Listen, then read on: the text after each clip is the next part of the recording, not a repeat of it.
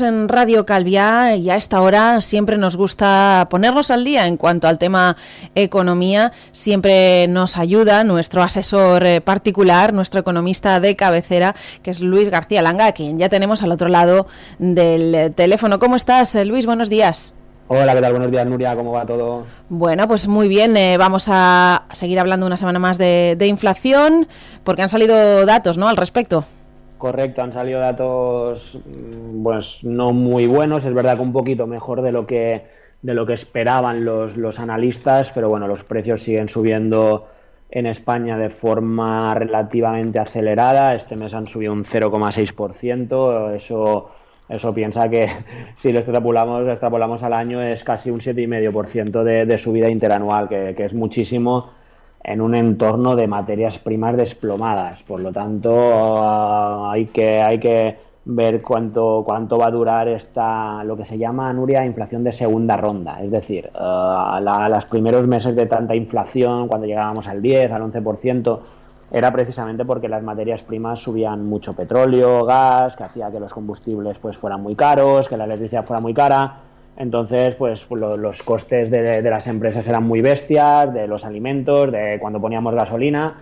Ahora, pues el petróleo está en torno a un 50%, un poco más barato que hace un año, el gas natural un 80% más barato, la materia industrial también más barato, la alimentaria también está más barato. Lo único que está un poquito más caro que hace un año es el oro, y como no es inflacionario, o sea que nos da un poco igual. Lo que está pasando es que parece, además es algo genérico en Europa, que las empresas están empezando, llevan un tiempo ya repercutiendo ese incremento de costes que tuvieron hace meses al cliente final, y el cliente final todavía está pudiendo consumir. Está pudiendo comprar pues a precios más caros. Es verdad que menos, a un ritmo más lento que antes, pero no quiere decir que es más barato. Seguimos pagando cada vez más, y el ritmo pues sigue altito, sí. ¿Y esto se prevé que vaya descendiendo? Prevé porque a lo mejor la previsión es una y la realidad acaba siendo otra. ¿Cuántas fases más va a tener esta inflación? Porque claro, no parece verse el final, ¿no? A todo esto. Sí, la verdad es que es un poco agónico. Yo pensaba que ya se habría relajado más, porque al final del año ya vimos cierta relajación. Pero es verdad que no acaba de relajarse, que la gente sigue pudiendo consumir, por lo tanto los precios no acaban de estabilizarse. Bajar nunca, Nuria, no vamos a ver nunca. Podemos ver bajadas de inflación puntuales, y cuando me refiero a bajadas de inflación, por ejemplo, y lo hablamos aquí, lo que pasó el mes pasado, que pasó interanual de un 6 y pico a un 3 y pico, eso no es bajar, es subir menos, ¿eh? Eso tiene que quedar muy claro. Bajar, puede haber puntuales bajadas, que las ha habido en los últimos meses. Ha habido bajadas mensuales netas pues varias, pero no bajadas significativas. No volveremos nunca a ver precios de hace un año o año y medio, eso nos podemos olvidar. El carrito de la compra, que nos costaba 50 euros hace año y medio y que ahora nos cuesta 100, no bajará a 50 nunca. Lo que es verdad que no debería subir de 100 a 150 o a 200. Se tendría que quedar en 100, 102, 101, 99, ¿vale? O sea que muchas esperanzas de baja de precios tampoco. Pero sí que cierta estabilización, y debería llegar más pronto que tarde. ¿Por qué? Primero por la bajada esta de materias primas tan fuerte que está habiendo, que al final se tiene que notar en el producto final. Y después porque las familias cada vez podremos consumir menos. La subida de tipos de interés, unida a la subida de inflación, haya que hace que cada vez tengamos menos renta disponible y menos capacidad de acceso a financiación. Por lo tanto, en realidad menos dinero en circulación. Ese es el problema que ha habido en estos años previos. Es decir, cuando veíamos el Euribor en negativo, que los hipotecados pues decían, qué bien, Euribor en negativo, pagamos menos cuota, y el banco nos dejaba dinero y las empresas se financiaban gratis, y todo esto, que parecía muy, muy bueno, no era tan bueno. Y llegado después de 6 años ha provocado esta inflación. ¿Por qué? Porque cuando hay mucho de algo, ese algo vale menos, de cualquier cosa. Si hay muchas naranjas y se caen de los árboles y nadie las recoge porque no dan abasto a venderlas, las naranjas serán muy baratas. Con el dinero también pasa lo mismo. Si hay mucho dinero, que es lo que ha pasado durante estos años, y acentuado por la COVID, que encima no lo hemos podido gastar durante un año y medio, Que haya más dinero, que eso que lo ha provocado los tipos de interés tan bajos, porque las empresas se financiaban más, el Estado se financiaba más, las familias se financiaban más.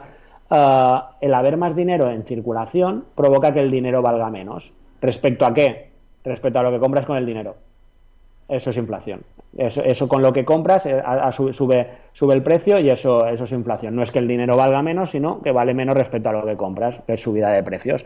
Por lo tanto, ahora nos podemos encontrar con lo contrario y podemos encontrarnos con que ahora, como pues los tipos de interés están caros, pues las empresas ya no se financian, el Estado ya no se financia tanto, las familias ya no piden hipotecas, ya no piden préstamos para comprar un coche. Por lo tanto, se puede frenar un poco el consumo y eso hace que la inflación baje. Tampoco es bueno porque el motivo es porque la economía va mal y por eso esperamos cierta ralentización económica o recesión económica en algunos países, entre ellos pues posiblemente en España.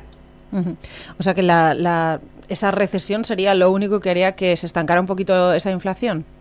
De hecho, es lo que buscan los bancos centrales, Nuria. Es curioso porque la política monetaria, es decir, decidir el tipo de interés, no lo deciden los gobiernos, lo decide en Europa el Banco Central Europeo, ¿vale? Que son políticos, ¿eh? La presidenta del Banco Central Europeo, Christine Lagarde, es una exministra de Finanzas francesa, imputada por un caso de corrupción, todo se ha dicho, con más errores que aciertos en su gobierno, igual que el de sus predecesores, porque al final son políticos y los políticos veían que había fiesta, lo que te decía, dinero gratis, pues era fiesta y ahí aguantaban hasta ahora que han subido los tipos de interés de forma muy bestia y ahora se han puesto como serios de repente, provocando esa recesión o esa ralentización económica, ese freno del consumo, freno de la actividad económica para que la inflación baje porque es subjetivo. El objetivo de los bancos centrales, el objetivo del tío que dice que el tipo de interés suba o baje es que la inflación no se dispare. Ya se les disparó, han llegado muy tarde a eso. No dimite ni Dios, no entona el mea culpa a nadie, sino más bien todo lo contrario. Por lo tanto, pues están provocando esto a posta.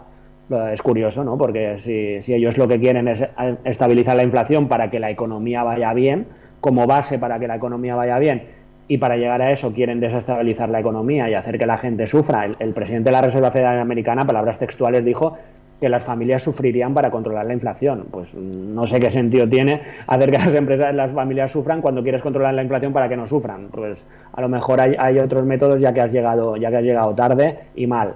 Pero sí, es básicamente eso, provocar una crisis para controlar la inflación, aunque suene un poco contradictorio, es así y es difícil de entender, la verdad. Uh-huh.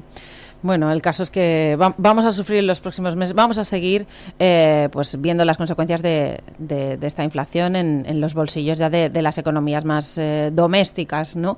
Has mencionado Estados Unidos, en este sentido, ¿cómo va la economía en este país que nos marca un poquito también todo? Bueno, claro, al día de hoy, no sé si lo será durante muchos años, pero a día de hoy es el líder económico, las empresas más importantes del mundo, que incluso que nosotros consumimos también, pues están en Estados Unidos. De hecho, las empresas más grandes del mundo las usamos nosotros los españoles a diario. La empresa más grande del mundo es Apple, después viene Microsoft, después viene Amazon, ¿vale? Bueno, del mundo, realmente la empresa más grande del mundo es una petrolera de Arabia Saudí, pero del resto que también usamos, evidentemente, petróleo de Arabia Saudí. El resto son estas grandes tecnológicas americanas que nosotros compramos. Después viene Alphabet, después viene Nvidia, que es un fabricante de microchips que está en todos los ordenadores que tenemos nosotros, ¿vale? Por lo tanto, evidentemente, lo que marquen estas compañías nos afectan en el día a día y también en bolsa si tenemos inversión en bolsa, que ahora hablaremos. Y parece que están muy bien, ¿eh? Ahora estamos en plena época de presentación de resultados. La semana pasada ya comentamos un poquito que era incipiente esa presentación de resultados. Habían presentado algunos bancos bastante bien y también las grandes tecnológicas están sorprendiendo al mercado, mostrando una fortaleza que no sé si se espera, que de hecho no se esperaba. Se esperaba que tanto tiempo de tipos de interés altos, o más que tanto tiempo, tanta aceleración en subida de tipos, junto con la inflación, pues que estas grandes empresas pues no generarían los beneficios que están generando y las expectativas que tienen de beneficios. Por lo tanto, parece que estas sorpresas positivas están marcando que la economía americana, la economía americana, incluso la economía mundial, porque ya te digo, Alphabet, que es la matriz de Google, ni mucho menos genera su negocio en Estados Unidos, lo genera en todo el mundo, ¿no? Por lo tanto, pues es un poquito ver que el mundo sigue consumiendo, por eso precisamente es un problema inflacionario, lo que te comentaba antes, la gente sigue consumiendo, por lo tanto, la inflación no acaba de bajar, y los bancos centrales es lo que intentan hasta cierto punto, porque sí que es verdad que las empresas van bien, tienen buenas expectativas, pero van un poco menos bien que antes. Van mejor de lo que se esperaba, pero un poquito menos bien que antes. Es verdad que también van bien porque, sobre todo las grandes tecnológicas, están haciendo despidos bastante fuertes. Y después tenemos un sector que no va tan bien, que es el de los bancos. Sobre todo bancos pequeños americanos. Vimos caer Silicon Valley Bank hace poco, y estamos a punto de ver caer First Republican Bank, que es otro banco pequeño americano que no afecta realmente a la economía, no es un Lehman Brothers de 2008 que quebró Lehman Brothers y la economía fue detrás. Bueno, realmente la economía fue antes, pero fue la puntilla que marcó pues una crisis económica histórica, una de las mayores crisis económicas de la historia, seguramente la segunda. Ni mucho menos estamos en ese entorno, pero sí que hay que tener en cuenta que los bancos americanos, con un control mucho más laxo que los bancos europeos, pues están teniendo problemas. ¿Debido a qué? Debido a la subida de tipos tan bestia, tan acelerada que están haciendo. La subida de tipos le va bien a los bancos porque al final prestan dinero más caro y tienen más beneficios, pero hasta cierto punto. Si le impagan hipotecas, si no les piden préstamos, si además los activos que ellos tienen en su balance pues caen de precio por culpa de la subida de tipos de interés, pues hay problemas en bancos. A día de hoy, problemas muy pequeñitos, pero que se podrían agravar si esta subida de tipos no se frena rápido, que seguramente sí se frenará muy rápido. Uh-huh. ¿Y esto cómo nos puede repercutir a nosotros, a nuestro país? Porque siempre nos repercute lo que ocurre allí en el nuestro.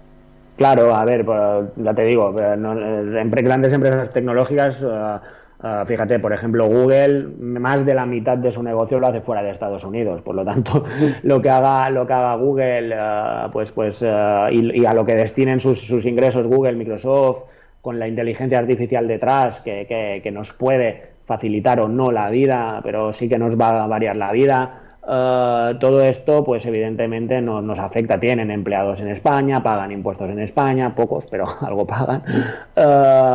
Por lo tanto, y también nos sirve como indicador, como si la gran tecnología americana sigue vendiendo, quiere decir que se está siguiendo, que todavía el mundo está funcionando, y pues cara a la inflación tal vez no tan bueno, pero sí que estamos viendo como esa recesión está tardando un poquito más en llegar, o está afectando menos a las empresas, pues que con empresas con empleados, con muchísimos empleados, que al final pues eso hace que la economía pues tenga al final la economía se mueve por las empresas.